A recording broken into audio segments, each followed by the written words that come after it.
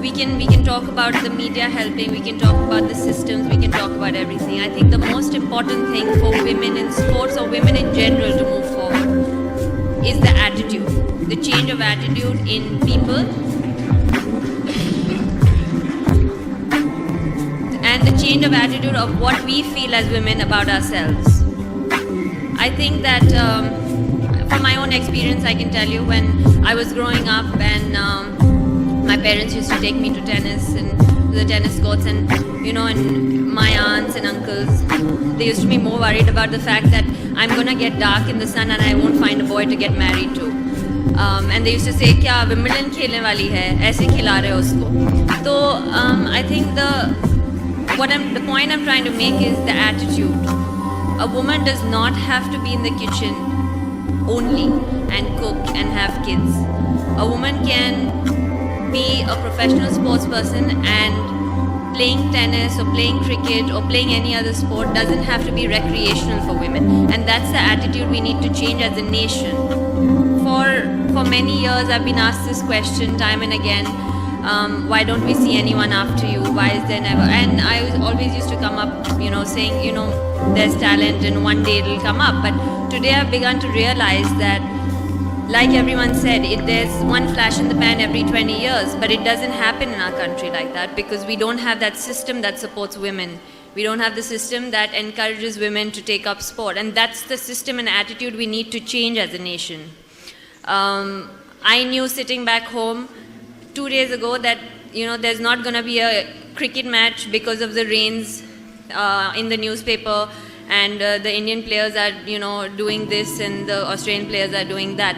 I never see anything about any other women sports person ever being written of whether what she's going to be doing if there's no match being played or what she will do. So I think that whether it's media, whether it's people, whether it's us women, we need to believe firstly. We need to understand that as much as we talk about equality, we do live in a man's world and we have to fight for it. So when I came out 10 years ago, I was slated because I spoke my mind, I had an opinion, I spoke English. I was slated to be brash, I was slated to have a lot of attitude, I was slated to be arrogant.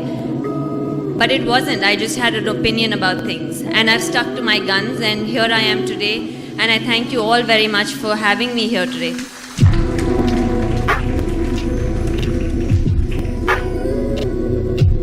I think that I do agree that a lot of the women sports people that we've had and have right now should get into administration. Because I think women understand women and understand the struggles we go through. I am a professional sports person. I still play. The minute I got married, the first question I was asked 2 months into my marriage was when I was going to have a baby. And I used to think that's a very inappropriate question, first of all, to ask someone you don't know. And secondly, I used to think, just because I got married, it doesn't mean that I need to have a baby. How come my husband is never asked when he's going to have a baby? He got married too.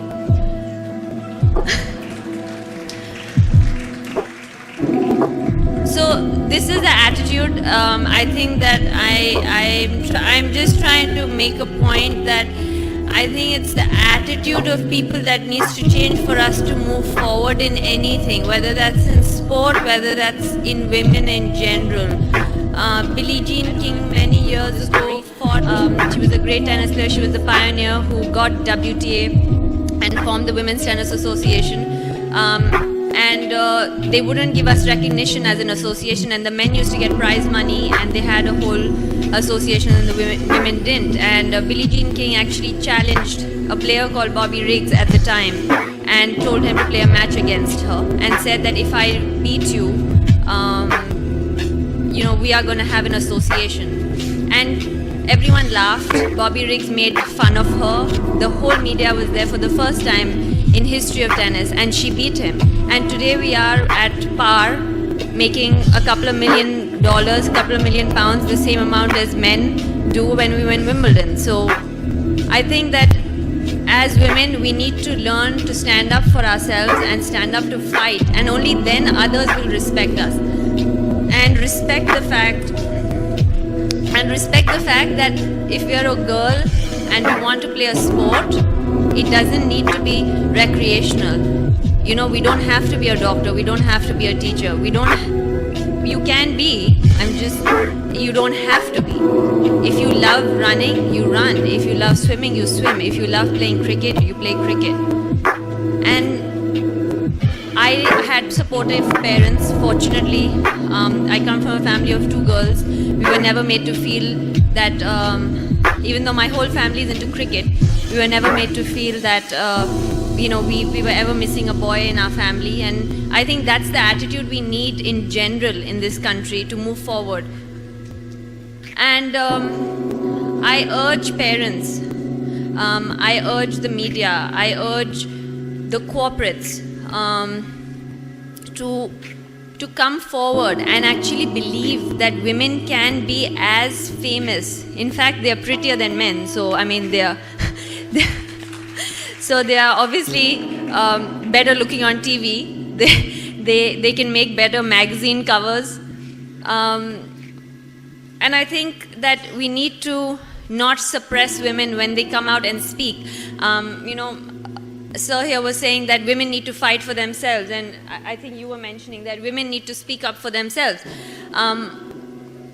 When women in this part of the world speak up for themselves, they're slated to be rebels, they're slated to be people or women who don't value relationships and families, and that's the world we live in, and that's the reality.